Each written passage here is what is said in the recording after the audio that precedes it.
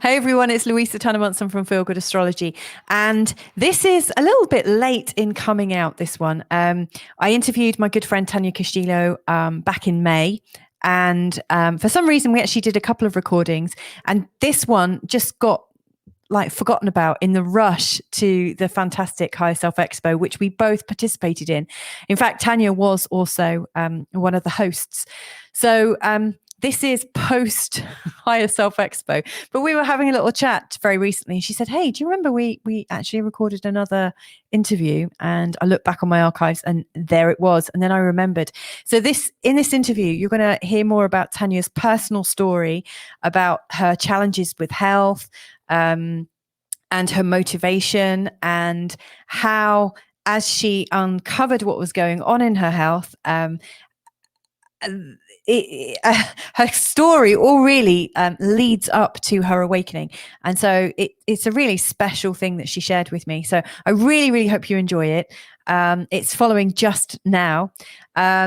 Yeah, and I would absolutely just say, if you're interested in the Higher Self Expo, I mean, it did take place in July, so it's already happened. But if you go to the Higher Self Expo YouTube channel and look for the European leg, you will also be able to listen to Tania's talk. So I know she's going to, plug her talk in this discussion, and you can also hear it. It's already out there to be listened to. So anyway, I hope you enjoy this and find it very useful. Lots of love to you wherever you're from. Bye for now.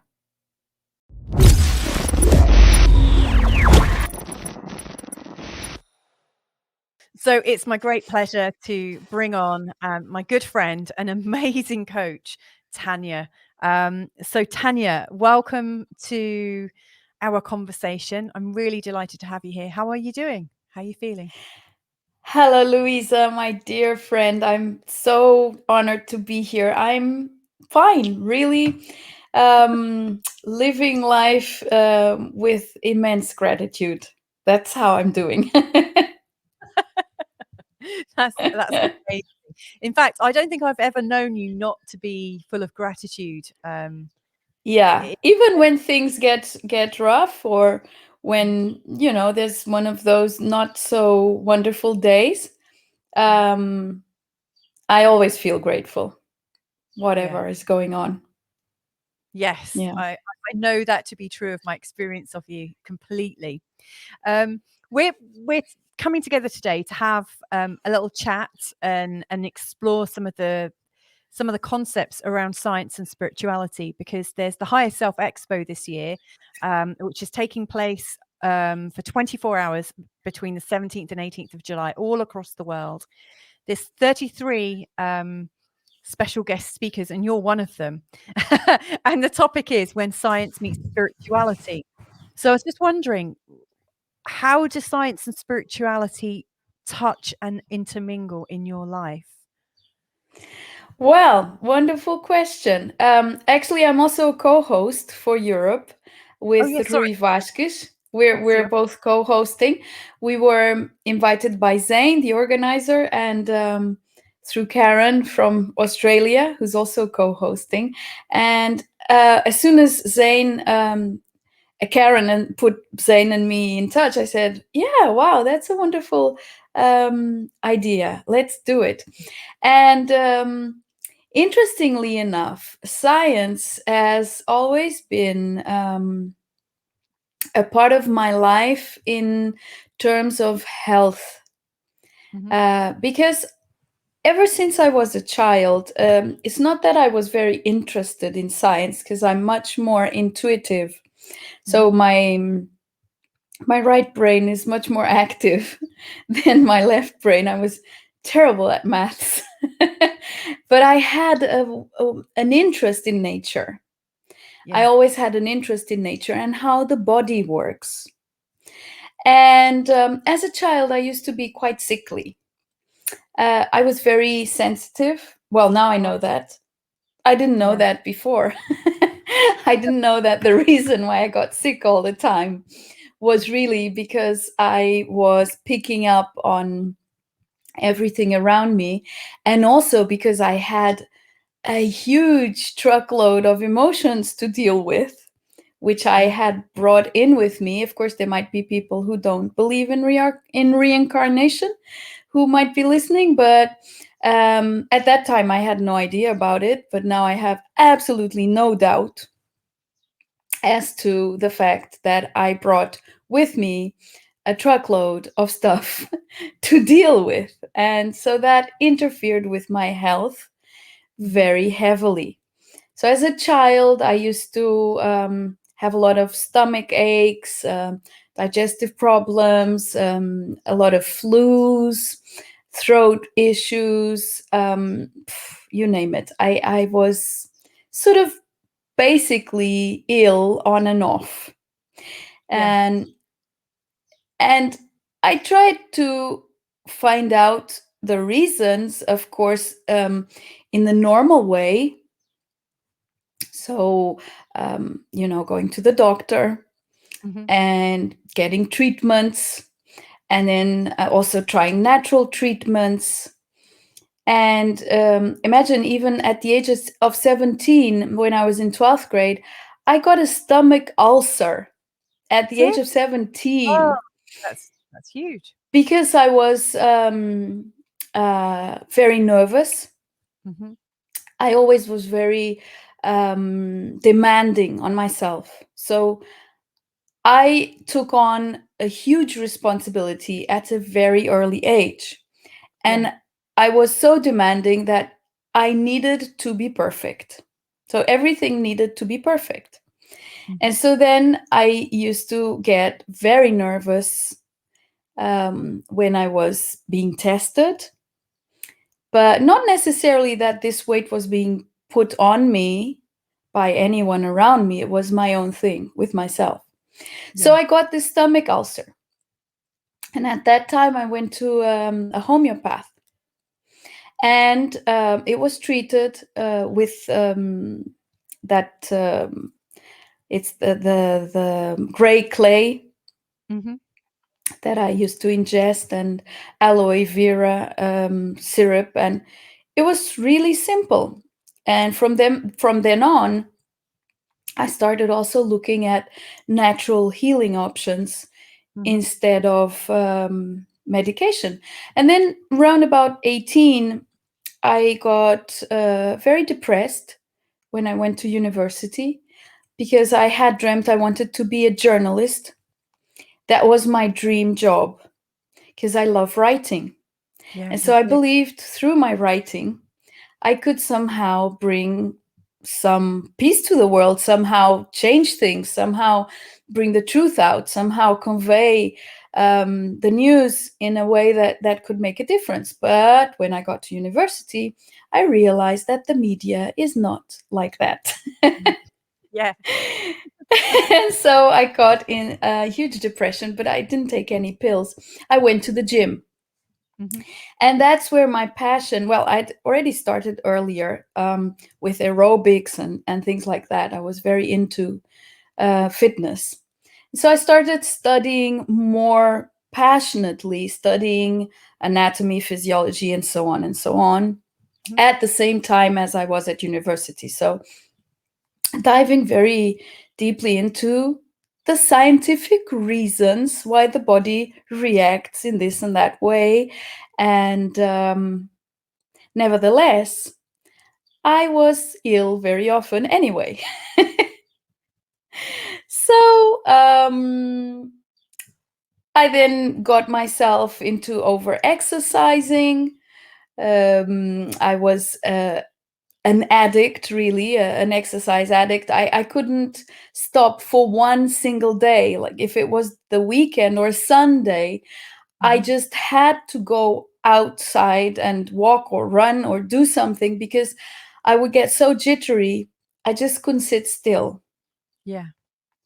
So the amount of adrenaline, cortisol, and etc., all of that concoction of hormones that kept my spirits high, that made me feel better, even though I wasn't really happy.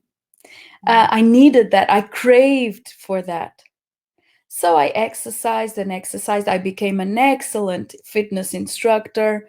I was into the whole trend in Portugal when everything began. I was the first to do several things, especially in Tumar. I brought a lot of new things here.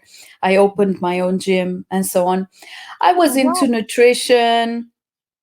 You know, I knew everything about what you're supposed to eat and what you're not supposed to eat, when, how many times, etc. Of course, I wasn't very good at respecting my body because actually there was a time I was teaching 25 hours of fitness classes a week, and I did them all. That's a big schedule, Tania. It was crazy. And I was still teaching English. Oh my word. And then I still did my own training, like in the weight room, which is what was the best for me, because really, with all of the aerobics and jumping around and all of that stuff, I mean, my back was just going completely crazy. Anyway, I was into science, into the reasons why fitness and exercise and good nutrition are something that makes you healthy. But I myself wasn't healthy at all. So yes, I had, I can't remember, like 14% body fat, which is fantastic for a woman. And I could, of course, exercise for hours and hours, not feel tired.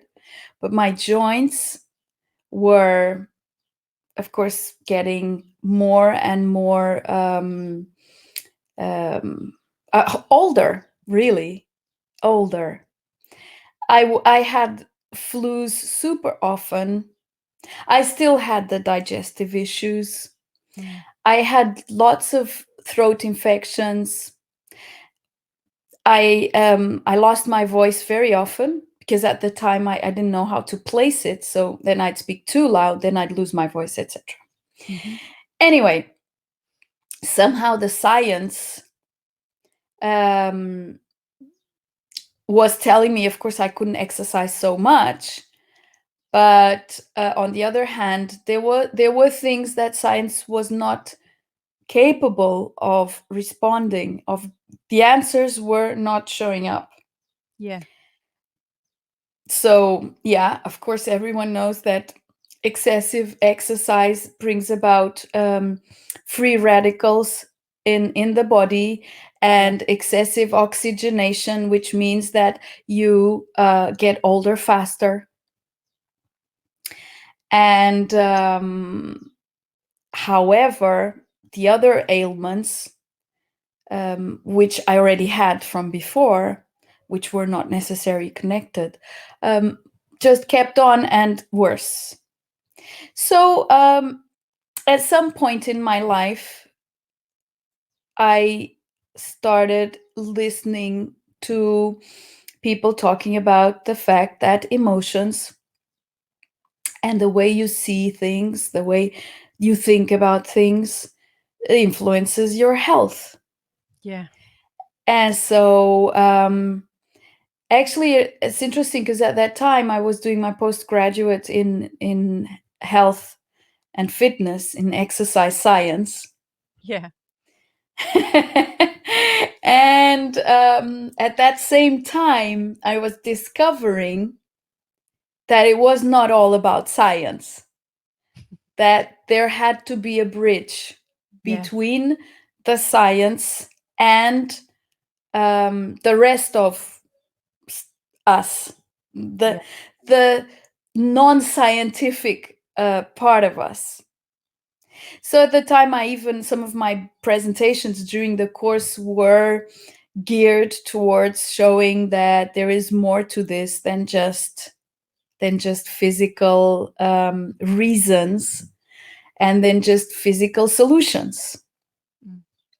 So for me, really, the interesting thing is that where I find myself being very scientific is in my way of experiencing things. I am very methodical. If I set my mind to something, I will do the same as a scientist does. So I will define what the issue is, whatever it is that I want to discover or dive into. I will look at different hypotheses and I will test them myself. Yeah.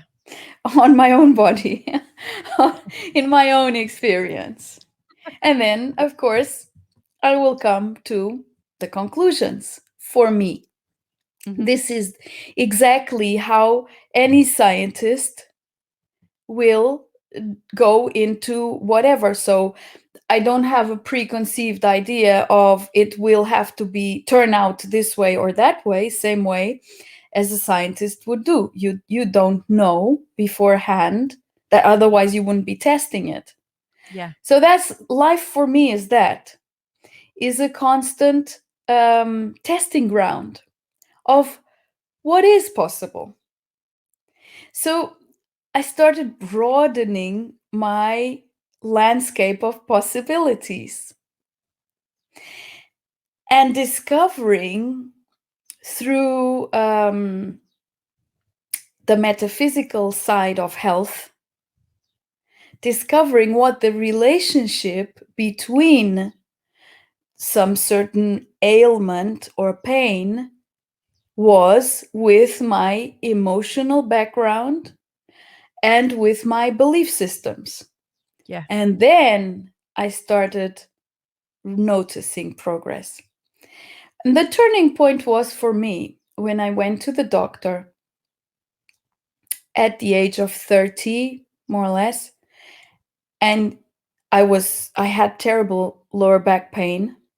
I had sciatica at that age. Imagine. Yeah. And he looked at the x-ray and he said to me that my spine was that of a 65-year-old.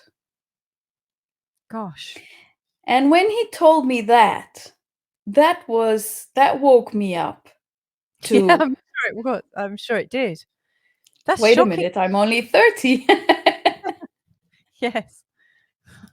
What am I doing? And so then I started reducing my exercise practice. I started being more careful as well with what I chose to do and not to do. And still at the time, nutrition was a very conventional thing. So I still did everything by the book, like I learned that you have to do. Yeah. But at least my exercising schedule changed and I started noticing improvements. Funny thing is, I did never get injured during my exercise practice. I always got injured outside of the practice. So I used to have sprains on my ankles super often. Yeah. But never during my super intense classes that I taught and jumped around like crazy.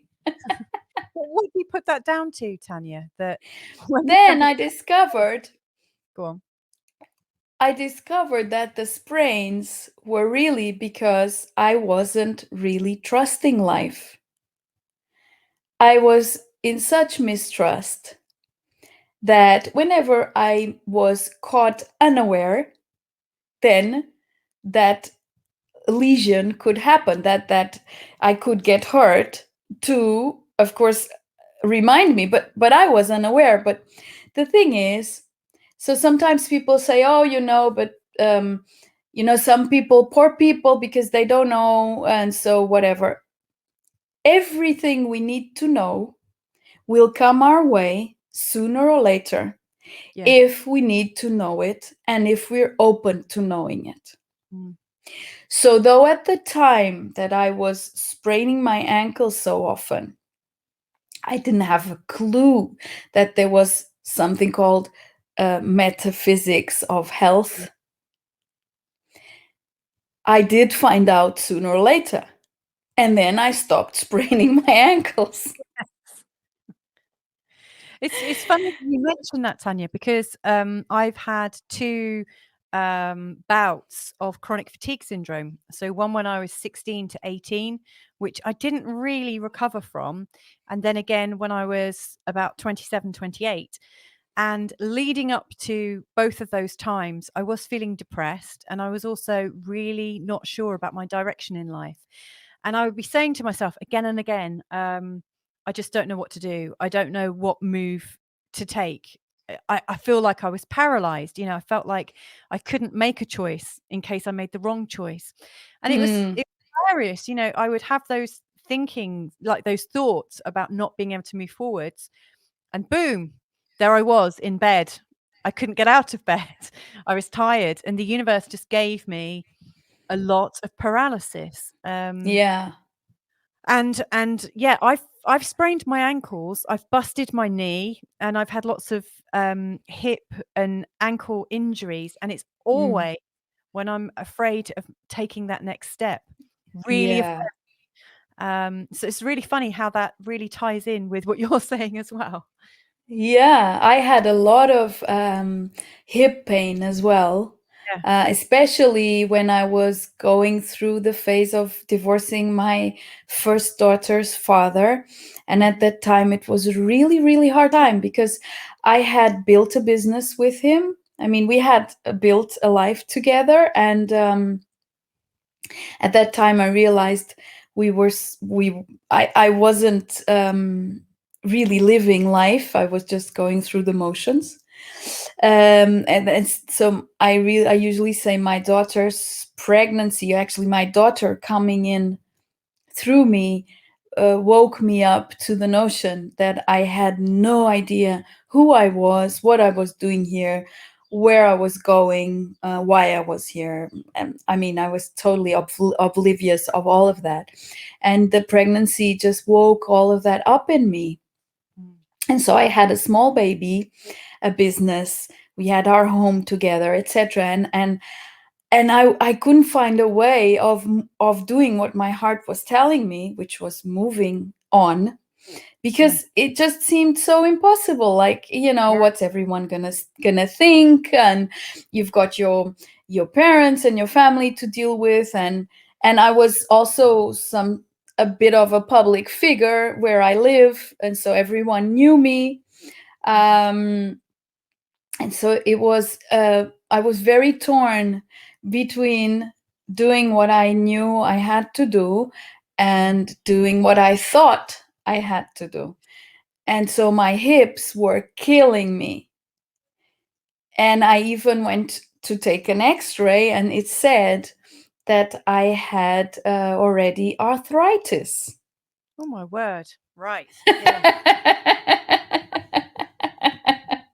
So what happened next? What did you do when you got to your arthritis? So I was super frightened, right? Like, what's this? So then the sequence, and then discovering that my spine was that of an old lady and all of these things. So I did move out of the home, and my hip pain subsided, and I don't have arthritis. And my back is no longer that of a 65-year-old. I even really honestly, my body now is healthier than it was when I was 30. Yeah. In all senses. Really, in all senses. Now, if you tell me if I could go and exercise 25 hours a week, no way. Totally impossible. No, that's not because I'm older necessarily. It's because I couldn't see the point. I mean, why would I do something like that? Bless you. I'd love to say I could understand that, but I've never known the point of doing that, not even when I was in my vigorous 20s. Yeah, but I, at the time, only knew the point of self-destruction. Yeah. You see, I was on such a self-destructive path because there was so much energy in me that I wasn't addressing. Yes. So the size of my dark side was so big that in order to keep it low and out of sight, I just had to use that energy somehow. And so I used it self-destructively. Yeah. So only when sorry. That was probably one of the kindest things you could have done for other people. It wasn't kind to yourself, but you do see some people lash out with their energy and hurt other people, like just and so it's almost like you're kind of suiciding yourself, slowly killing yourself. Definitely. Wow. Can I ask? Even I had a bit of a temper. It wasn't easy to keep my temper at bay. And so there you are. I just like, okay, let's just let's just kill myself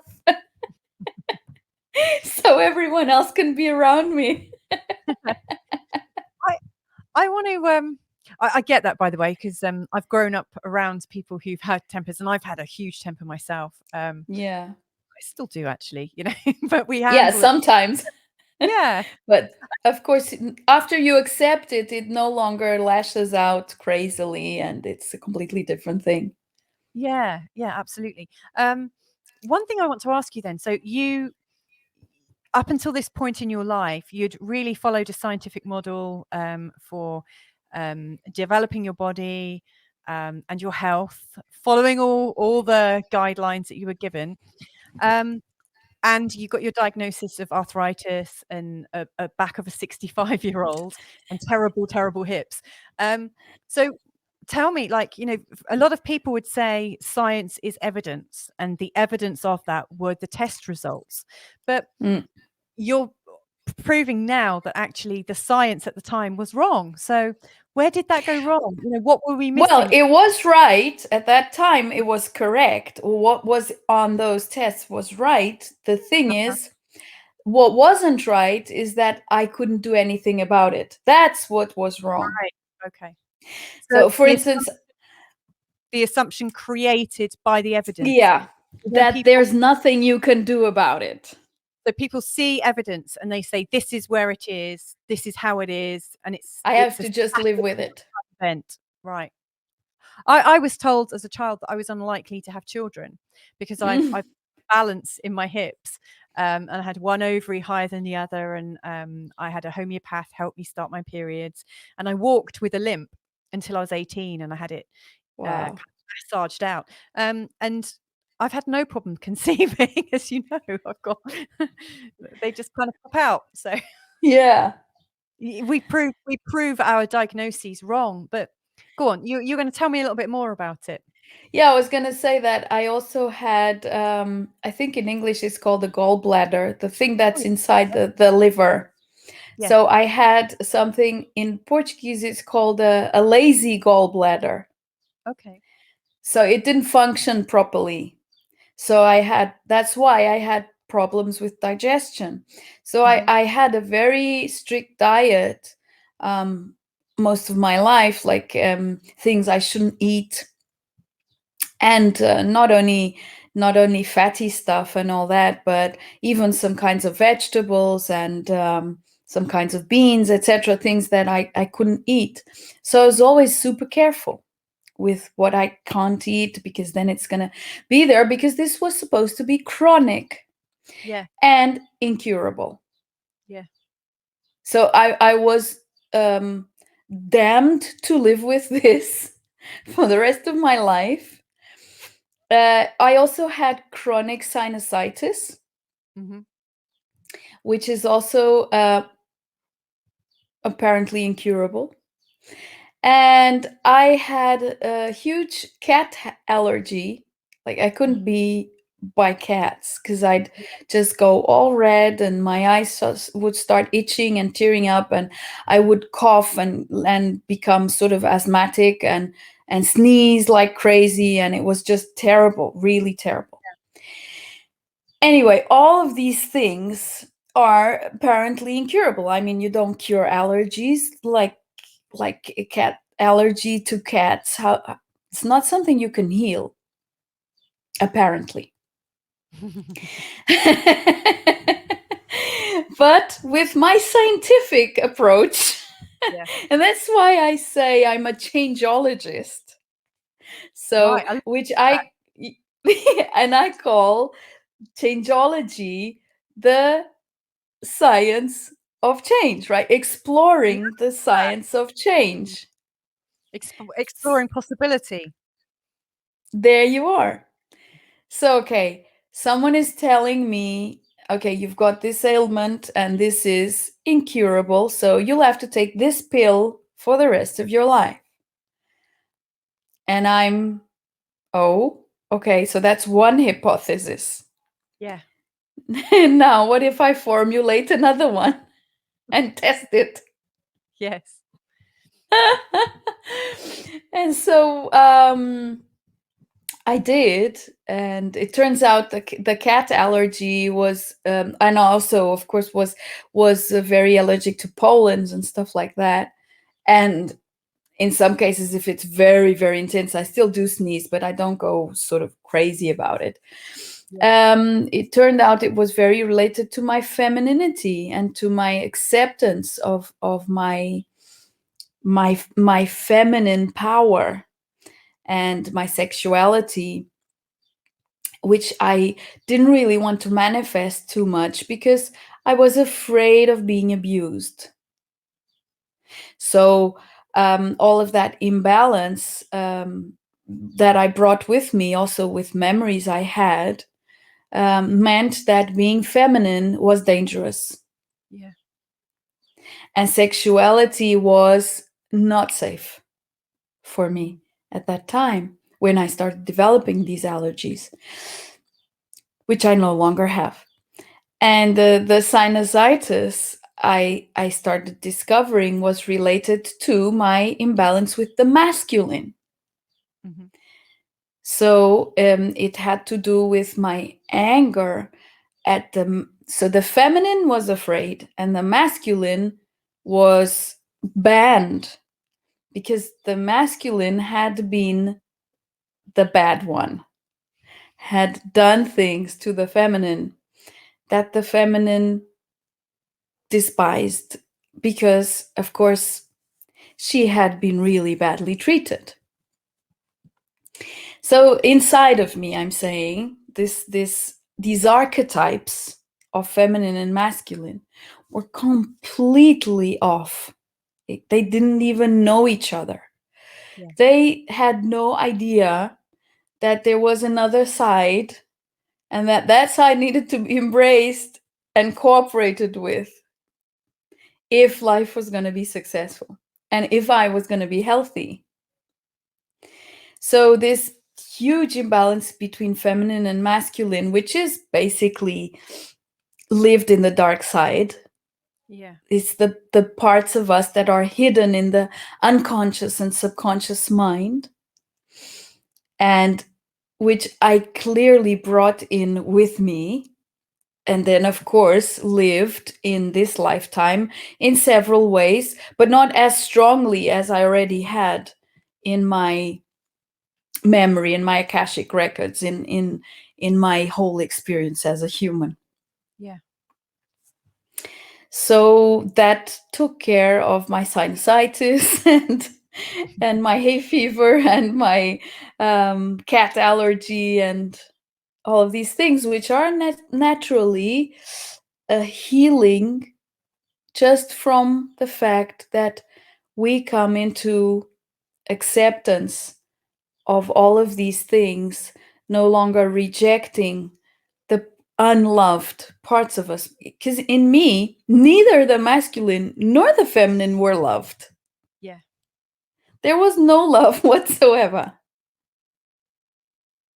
Yeah. So that is what was producing all of the ailments, all of the imbalances, that even the digestive issues, and especially in terms of the gallbladder, I realized like here we've got really the anger. All of the anger was there. So you got to this point of realizing about the imbalance between your feminine and your masculine side? Was it once you'd exhausted all the medical, scientific? Oh advice? yeah. And so I really see that as being something that happens to a lot of people who are able to recover finally from their terminal diagnoses. You know, it tends to be when they actually give up on science and just think, oh, you know, they're told it's never going to get any better. And there comes a point where you can't go any further down that road. And so it was when that happened that other possibilities, because you're a changeologist and you're like, let's find out and open to possibility, that possibility arrived in your life, maybe. I was dying anyway, right? So I mean, Yeah. I had nothing to lose. Yeah. I can say literally, I felt like I was dying. Yeah. Actually, I had a huge suicidal aspect always visiting me, proposing, let's do this because Yeah. then you'll be free. But I knew that this was not what I was going to do because I wouldn't be free. I knew that. I knew it was just sort of like an escape route that came and said, oh, if things get too tough, we'll just take off. Yeah. But I also knew, because I've done it in other lifetimes, that wouldn't work. That was not the solution, because really we don't die. Yes. And I'm sure most of the people that listen to this will understand pretty much everything that you said. Because, I've yet to meet many light workers that have come here and who haven't experienced some kind of disconnect between their physical and emotional body, and have to learn everything through connecting to their intuition. And so I'm really fascinated by what you're saying about the science side of it, because since I've known you, one thing that's really stuck out about you and your personality is I find you in a place of neutrality. I love how you're able to find that place of neutrality, where it's not positive, it's not negative, it's not light, it's not dark, it's not masculine, it's not feminine. You find yourself almost like, if we were to go down your spine, we find yourself sitting in your hips, really equally. And so you could actually give up on science, given that it didn't give you the answers that you needed. And science at that time, and possibly now, was not able to see it. Did it have a test that could test how feminine you were, or how masculine you were, or how many past lives you'd experienced abuse? And it's almost lacking if that's the only model you're using. So how do you find that balance, or what happened next? Between science and spirituality, you mean, in this case, between intuition and what is pragmatic, basically? That's an interesting question. I'm a bit of a rebel. It's so funny that we both burst into laughter when you said that. I don't think that's an accident, right?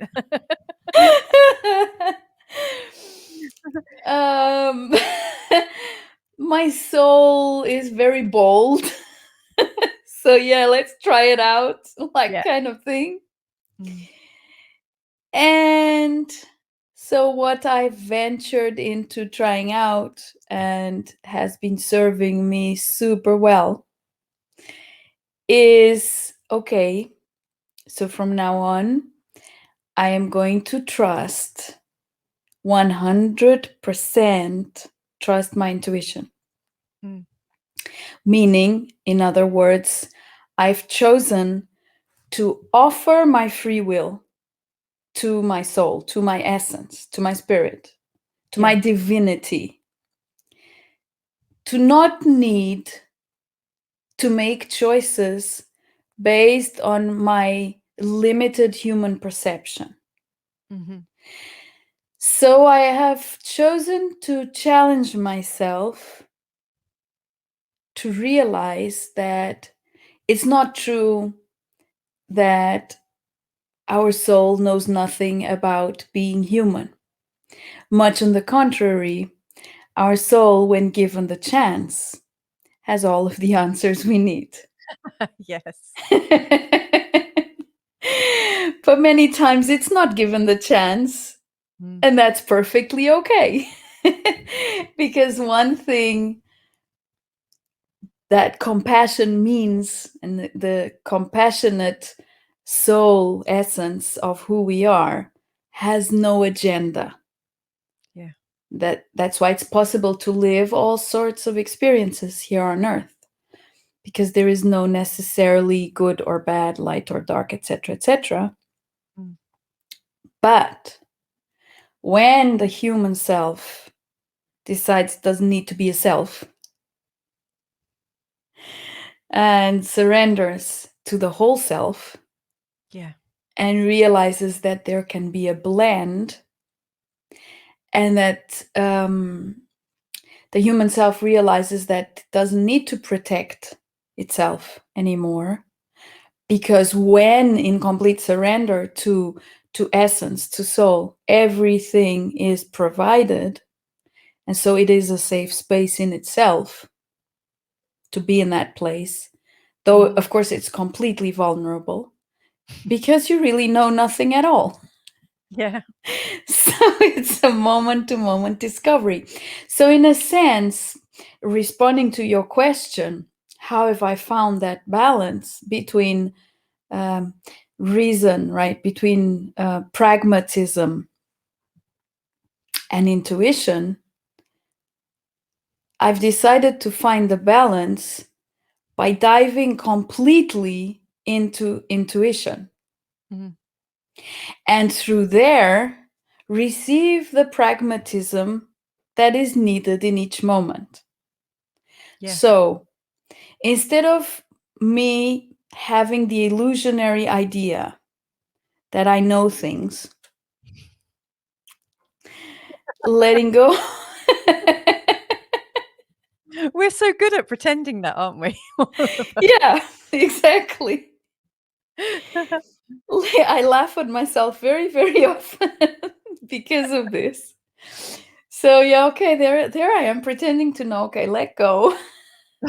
Don't know anything. And then it comes. And then you realize. And it's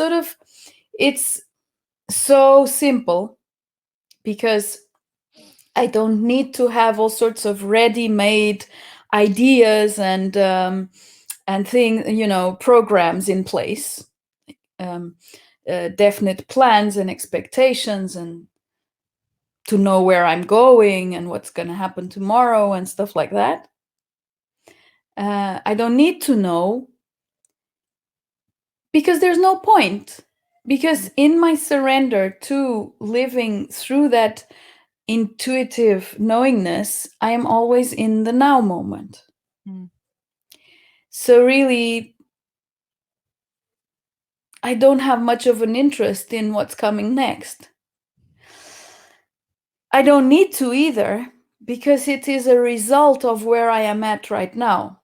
And that has been my greatest lesson, to realize that all of my past being dissolved in the now moment defines that what comes next is simply a reflection of each now moment. So then there can only be more of that. Yeah. And so when the conditioning starts falling apart, and when I'm able to release one more belief system, one more ready-made idea, preconception about whatever, I am one step further in my freedom. So this is why I say, really, now I experience a level of freedom, which I know that, most of humanity does not experience, but which is easy well, it's not easy, it's simple for anyone to be able to live. It just requires this constant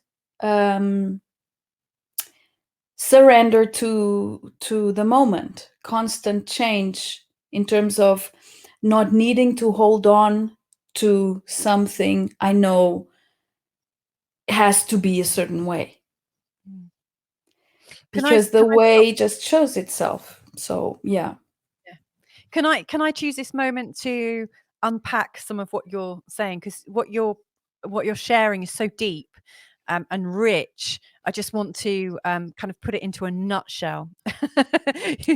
Please, thank you. Because it's going to help me as well. So in coming out of the scientific method, you chose to go into intuition, and from diving in and surrendering fully to intuition and trusting that, you know that you'll be guided to be pragmatic when you need to, which also includes knowing when to go to the doctors and getting certain tests. Yes, it does. Because one thing I've noticed about a lot of intuitive people, in fact, I've also been this person, is we go from one extreme to another. And after the birth of my third child, I got a urine infection, and I tried everything: naturopathic, homeopathic. I tried looking at my belief systems, absolutely tried so much, and suffered for 2.5 weeks before I finally said, you know what, maybe I actually need to go to the doctors. And I went to your doctor that you recommended to me, and boom, sorted. And you know, there is, we punish ourselves in so many different ways. So you dive into intuition, you experience the sense of surrender, and from that, the knowing of what you need, whether it's more pragmatism, more openness to possibility and intuition, the answer presents itself. And Yeah. your only responsibility is to stay in surrender and follow the next step in front of you. Yeah. And the answer will be revealed. Right. And so, of course, in terms like now we've been talking about health, and medical science is essential and necessary in many occasions. And that's if it presents itself as the solution in that moment, there's no questions to be asked. That's what it is. And you do it, and you're grateful that this exists, that that solution exists. Yes. So you're not sort of fighting against anything. And if you're, you know, your body is going through some sort of transformation or whatever, because on this path of surrender, the body goes through huge transformations, because your frequency changes. And so your DNA changes, your cells change, everything changes. And you feel it, obviously, because you're in a physical body. You feel the body changing. And sometimes it feels really bad, like you feel ill, you feel terrible. And sometimes you know you need some medical help, and sometimes you know all you need is to lie down, rest, and recover, and just give yourself the time you need. And not have to be doing things all the time or be there for everyone all the time, knowing that that is the time where you just step back and recover. So being in tune with our body, which is for me the same thing as being in tune with Mother Earth, is the gift of following intuition. Because at the end of the day, spirit and human are not separate. They just seemed to be. Yeah.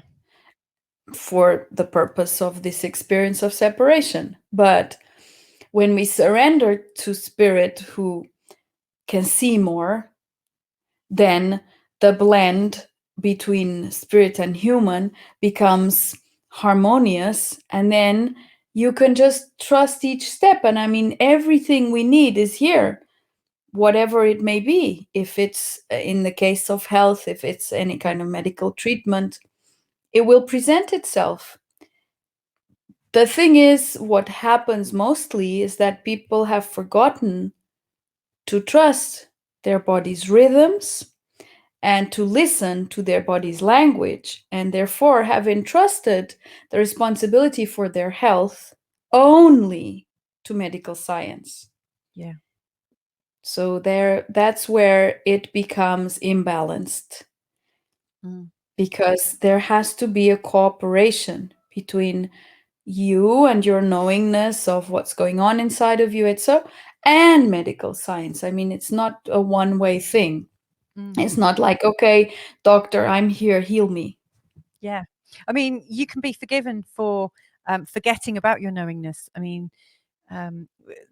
like when I think about how we're raised in these Brought up. We're brought up, we're raised to trust anyone in a white coat, anyone in authority, anyone in a uniform. All of our teachers, we're taught to listen to our elders, and usually asking questions that are difficult to answer are shut down quite early on in life. Yeah. And like the mainstream media, it's so obviously in the pockets of pharmaceutical companies, because the sole emphasis is put on the fact that doctors do the healing, and you are done to, and that we have no power at all. We have no immune system. There's no recognition of that at all. So I totally forgive people. I totally forgive myself for having believed that for so long. In my own experience, it's a huge thing. It's funny, like you, I was part of a medical trial actually when I was 28, for people in England that had chronic fatigue syndrome. And so I was part of this study. I had to go to hospital once a month with other people in the local area that were diagnosed with chronic fatigue syndrome. And it was so shocking to me. People would arrive in wheelchairs. Some would be wheeled in on a trolley, on a sort of bed on wheels. And I'd been told by my doctor that it was just going to get worse, and that I probably would never have children. I probably wouldn't lead a full life, and it was just going to go downhill, that I would end up in a wheelchair. And I remember going to this trial, and I was able to walk, but not for very long. And I looked around at all the people in the study with me, and I just thought, that's what you think. That's not my reality. And all of a sudden something kicked in me, and I made some really big changes to my diet. Now, at the time, I couldn't actually make these big changes because I couldn't prepare my food. I couldn't buy my food, and I was reliant on my partner. But one thing I could do, I downloaded subliminal music to start reprogramming my mind. And that's where I started going into a meditation every day, and reprogramming my mind to believe that I could do it, to believe that I had more energy, and slowly started pulling back the cover. And it was only when I started doing that, and it was my own decision, it was a conscious decision. I saw that my future could have been a wheelchair or a bed, and that my life was going to end, in my mid-30s. And I just wasn't prepared to accept that. And then when I made a full recovery, here's where medicine, basically they said, oh, well, we obviously misdiagnosed you. We obviously we misdiagnosed you. You should never have been part of the study. because it just could not be absorbed that I'd cured myself, and I'd done it in 6 months. I did change my diet. I became vegan for a long while. I didn't stay that way, but it was enough to show me the impact of changing my mindset, changing the way I ate, and my beliefs, and everything. And also I ditched that relationship, because that was the one that was one of the things that wasn't helping me. Yeah. Wow. But And the thing is, the world over, there are countless examples of this. Nevertheless, I don't know why it's so hard to believe in these things, which are so real. Yes. Well, I mean, it does seem really real. You know, we hear something from the doctor and we believe it. Yeah. And we give our authority over to the doctor. I had I planned to go traveling around Asia twice, once in my early 20s and once in my mid 30s. And each time I went to my doctor and asked what vaccinations I would need to go traveling. That's how programmed I was. I just thought, I'm going away. Oh, I must protect myself. And the doctor told me what I needed. That was it. I didn't research it. I didn't look into it. I didn't take any responsibility for my own health. I just followed Yeah. the protocols. And each time I had an allergic reaction or a huge reaction, once, like keeping me in hospital for 3 days. Wow. And even then, I didn't trust my body. But now I look back and I can see, oh, okay. I'm Yeah, grateful for the experience. So exactly. I love what you said, that, you know, um, we need to be in balance and to allow our own intuition to guide us. I feel like I've had enough of your time. I've had so much of your time, but maybe we can talk more about this and explore this even further another time. But I do want to just ask you a couple of extra questions, if I may. But I know you use breath to maintain overall health and balance, and that's one of the tools that I've come to associate with you. How could we use breath right now in our day-to-day situation, just to start us on the process of uh, Mm-hmm. connecting into our inner guidance and our inner health? So, really, it's so simple that it seems almost impossible that how it's been here all along and how it works. But it's just this.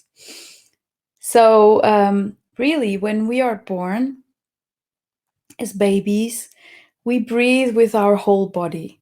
So, if you watch a baby breathing, you see them naturally inhaling and their belly just fills and then it goes down. The whole body of the baby breathes.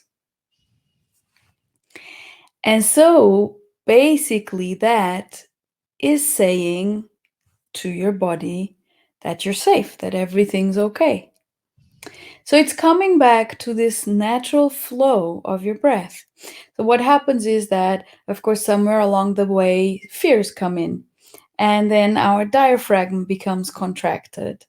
And that's just part of Earth. It's a natural thing. Nothing wrong about it.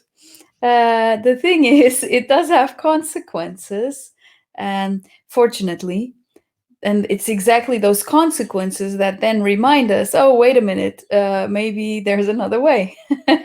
Because if we don't feel the result of our thoughts, actions, and words, then we don't change our way of being here. So it's all just the way it's supposed to be. Anyway, how do we go back to that natural breath? So I usually share to breathe, inhale and exhale through the nose for a very simple reason. Of course, there are different methods of breathing. This is not necessarily a method of breathing. It's coming back to the natural way of breathing. And we don't usually inhale through the nose and exhale through the mouth when we're walking around our daily lives, unless we have something sticking up our nose and not letting us breathe. So it's just the natural thing. So the inhale is not forced. It's not like you have to sort of make yourself inhale a lot. It's the other way around. It's you relax and ease into it. Imagine your breath is a glove, like a nice, comfortable glove that you're fitting yourself into. So that's it. When you inhale, you just allow it to expand naturally. And then you exhale and you allow it to release naturally. So if you inhale through your nose, you don't even have to make a big sound. You just inhale and you allow the breath itself to become deeper. and deeper. So you're not forcing it to go past your diaphragm and to fill your belly. You're allowing it that space. Completely different thing. Yeah. It's sort of easing into the breath instead of breathing. It's like the breath breathing you. Yeah. So you just become available to it, right? And so when you inhale, it comes in and you feel it, and then you naturally exhale, and it's very gentle. It's deep, a deep breath, but it's not that kind of breath that you force. Now, at the beginning, if someone is not used to stopping to breathe or to acknowledge the breath, that's why it's called conscious breath. I call it compassionate breath because it's the breath of complete acceptance, complete opening. So when someone is not used to it, usually it tends to stick up here.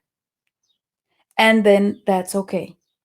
So the idea here is not to be somehow creating judgments around the way you breathe, because then it's not compassionate. It's the opposite. Yeah. It's becoming aware of where you at with your breath. How is your breath happening?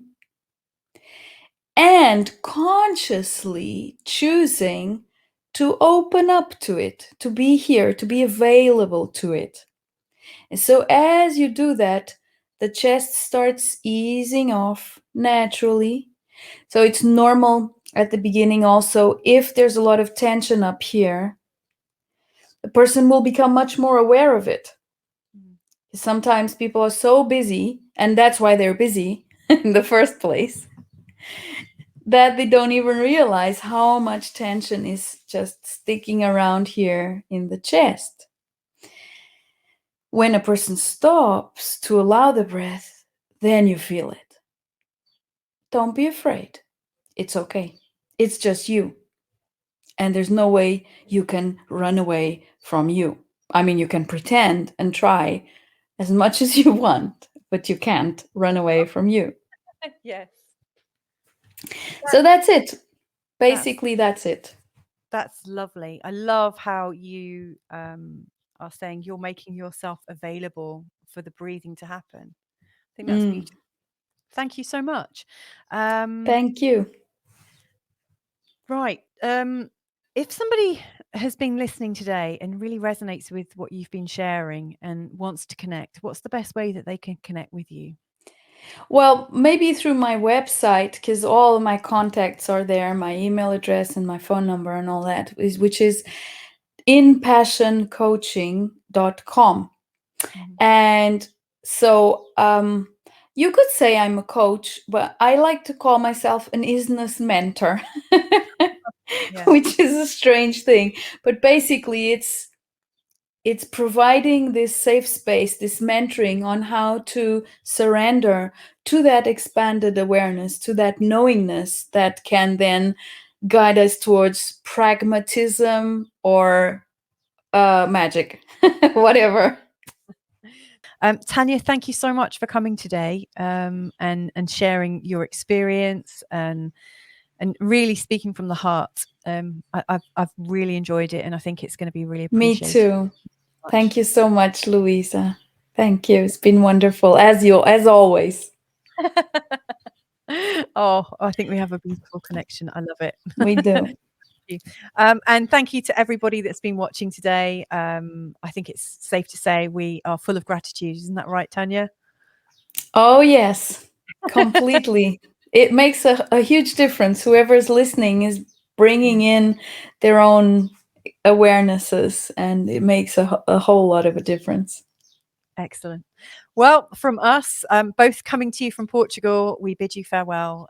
Take care. God bless. And hopefully we'll be connecting with you again soon in the near future. Bye for now. Bye-bye.